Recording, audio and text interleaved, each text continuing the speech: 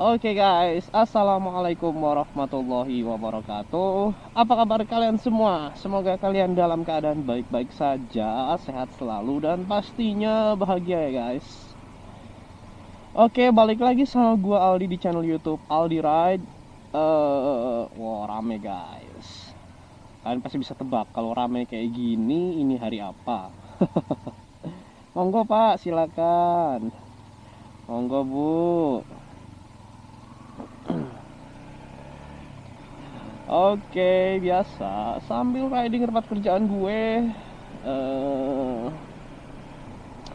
gue pengen bahas tentang motor gue nih. Nah, kan keseringan gue lagi bahas vlog-vlog gue sebelumnya itu bahasin motor, apa ya? Ya motor inilah, motor apa sih, gue ngomong apa sih? Ya pokoknya vlog-vlog sebelumnya tuh gue lebih banyak bahas kayak update-update permotoran gitu ya. Terus ya contohnya kayak ZX 25R. Ya itulah, soalnya yang lagi hot ya itu memang. Nah sekarang gue mau bahas tentang motor gue sendiri, yaitu Jupiter MX 150. Ya di vlog gue sebelumnya gue udah pernah nge-review motor ini. Nah cuman belum terlalu dalam ya guys. Ya sembari inilah, sembari sharing juga pengalaman gue yang udah 2 tahunan pakai motor ini. Udah 3 tahun ya, udah 2020 ya, gue beli 2017. Ya 2 tahun setengah lah, hampir 3 tahun lah. Gue jadi lupa, gue masih mikir ini tahun 2019 dong guys, anjay. Waduh, ada MT25 atau PR25 tuh. Wah keren banget, ban belakangnya udah dibikin gambot itu. Wah mantap mantap. Oke, jadi apa aja sih problem gitu ya yang dialami saat lo pakai Jupiter MX 150? Oke, sepengalaman gua, wajah Ninja 250. Mantap. Aduh, cakep cakep cakep. Oke, jadi sepengalaman gua, kalau lo misalkan pakai Jupiter MX 150 sebenarnya lo nggak ada problem yang apa ya, problem yang bikin lo susah lah pakai motor ini. Karena motor ini ya gimana pun juga nih motor Jepang ya, motor Jepang tuh workhorse banget ya, kuda perang banget lah gitu. Jarang banget ada problem kecuali lo emang makanya barbar lah gitu ya. Selama lo pakai sesuai dengan limitnya dia, lo nggak pernah ke kondisi yang ekstrim, nggak akan pernah terjadi apa-apa ya. Yang pertama ya, jadi gue akan nyebutin yang pertama. Kalau misalkan kadang-kadang lo suka ganti gigi itu mulai kerasa nggak enak, jadi kayak jegrek gitu, atau enggak masuk giginya itu nggak smooth gitu, nggak cek gitu, tapi jerdek gitu, ada bunyi gerejek gitulah.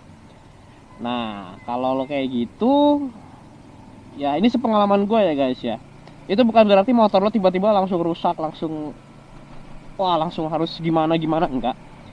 Pertama yang harus lo cek adalah lo lihat tensionnya atau ketegangan si rantai. Mungkin rantai lo udah kendor.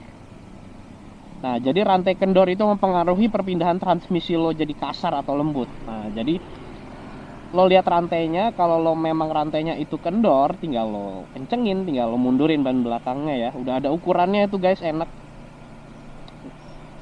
Nah terus yang kedua adalah yang pertama, handle handle ininya, apanya,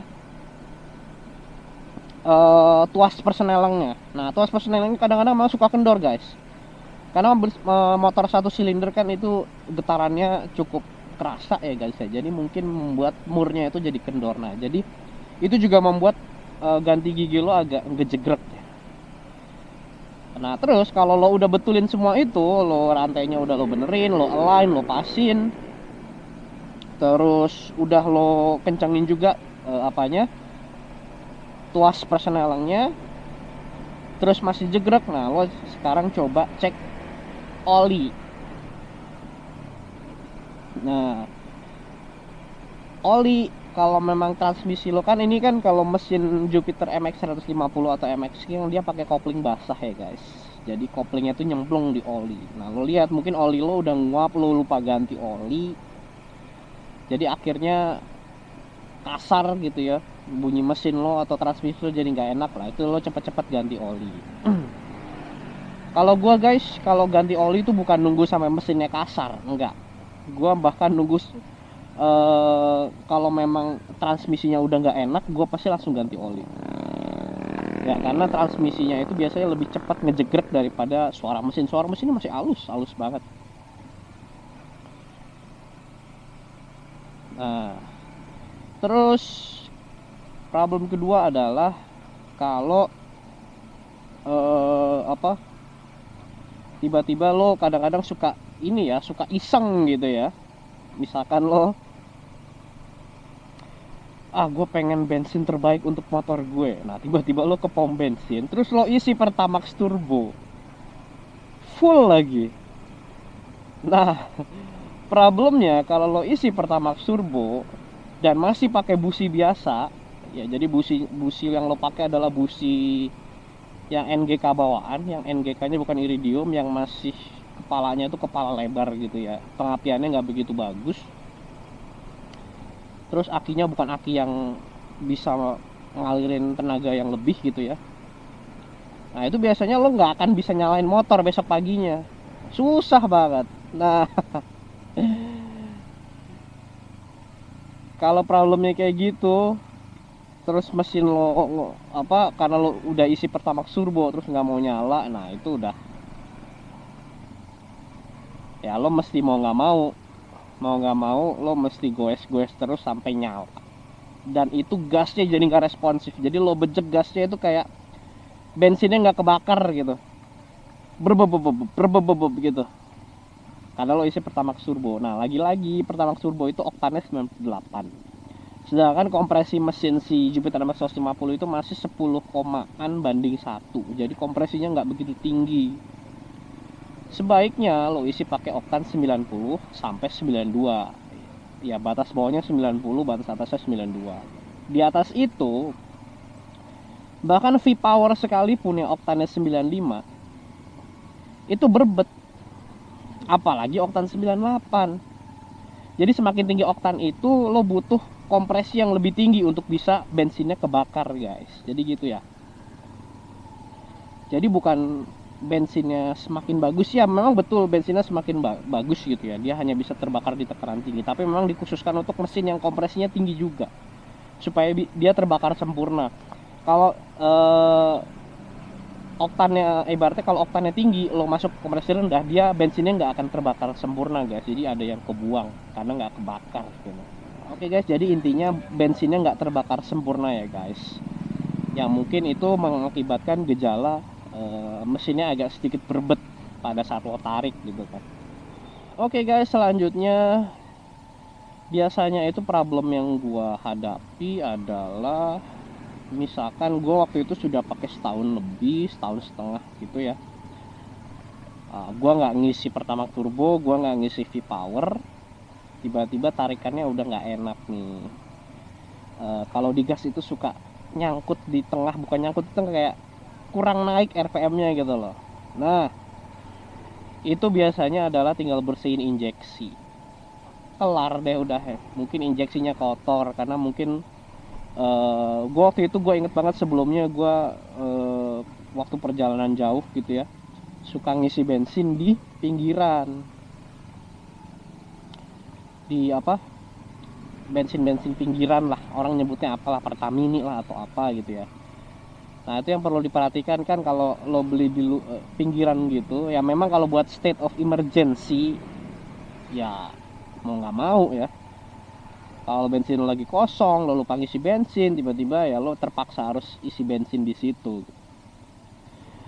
Nah itu biasanya kan botolnya ada debunya, ya ibaratnya mungkin bensinnya bersih, mungkin bensinnya beneran Pertalite atau bensinnya bener-bener Pertamax gitu, tapi kebersihan tempat dia nyimpennya, terus mungkin kena matahari atau enggak, bensinnya terdegradasi jadi nggak bagus gitu kan. Terus dia simpan lama bensinnya, dia penyimpanannya juga nggak di tempat yang khusus gitu kan, jadi terdegradasi, jadi lebih jelek. Terus dia masukinnya juga pakai apa? Pakai corongnya juga kotor, kena debu, masuk nyangkut di injektor. Nah, jadi bensin yang disemburkannya nggak maksimal. Nah, jadi di situ tuh problemnya. Waktu pas gua ke dealer Yamaha, gua servis injeksi, terus mas kotor banget ini injektornya. Ini kayaknya isi bensin, ada debunya mas. Ini kayaknya isi bensin di pinggiran ya. Gua bilang iya.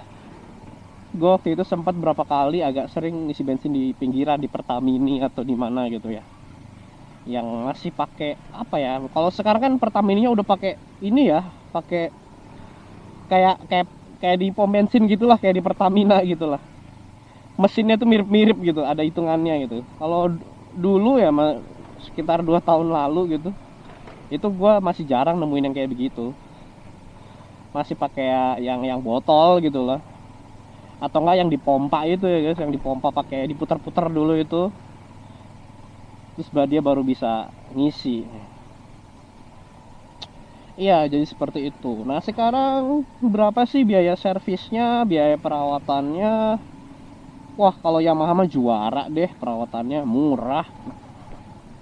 Olinya murah, walaupun ya pokoknya lo kalau mau kayak gua biaya servisnya beda, karena gua setiap kalau ke Yamaha gua minta oli yang paling bagus. Ya gua biasanya oli super sport. Entah kenapa ya, kalau misalkan lebih mahal itu gua ngerasanya lebih bagus aja gitu. Jadi gue kalau ke Yamaha gue selalu pilih oli yang super sport yang harganya 70.000. Ya sebenarnya kalau lo yang beli yang biasa, yang sport itu harganya murah guys, cuma 35 atau 40.000. Ya jadi kalau di servis resmi ya guys ya. Terus biaya servisnya kalau nunjukin STNK kalau nggak salah 25.000 atau gratis gitu, bahkan gue murah. Pokoknya servis kalau misalnya pakai oli yang biasa itu nggak sampai 100.000 di Yamaha tuh. Nah kalau gue biasa servis yang gue lakukan adalah gue pakai oli yang super sport, jadi harganya jadi 100.000 lebih dikit lah gitu. Nah terus mungkin ada yang nanya, waktu itu gue pernah bersihin injeksi, berapa ya biayanya? Gue dulu waktu itu bersihin injeksi, ganti kampas, setel rantai, pokoknya servis yang agak besar lah gitu, itu total gue habis 300.000, termasuk olinya. Gue olinya yang mahal ya, yang super sport itu 75.000. Jadi untuk servis 1,5 tahunan menurut gue ya gak terlalu mahal, sekitar 300.000 lebih, 300 ke bawah lah, bukan 350 ke atas, 350 ke bawah. Jadi menurut gue ya cukup murah lah, Yamaha murah banget, dan gue nggak pernah ada problem. Gue pernah servis di luar juga bahkan gak sampai 100.000 ya. Jadi motor ini bandel banget, nggak pernah ada problem. Anjay, Ninja 250 SL. Ya jadi begitulah pengalaman gue pakai motor ini guys. Oke, kalau gitu gue udah mau nyampe. Thank you banget yang udah nonton. Please subscribe, like, and comment. Thank you guys. Wassalam.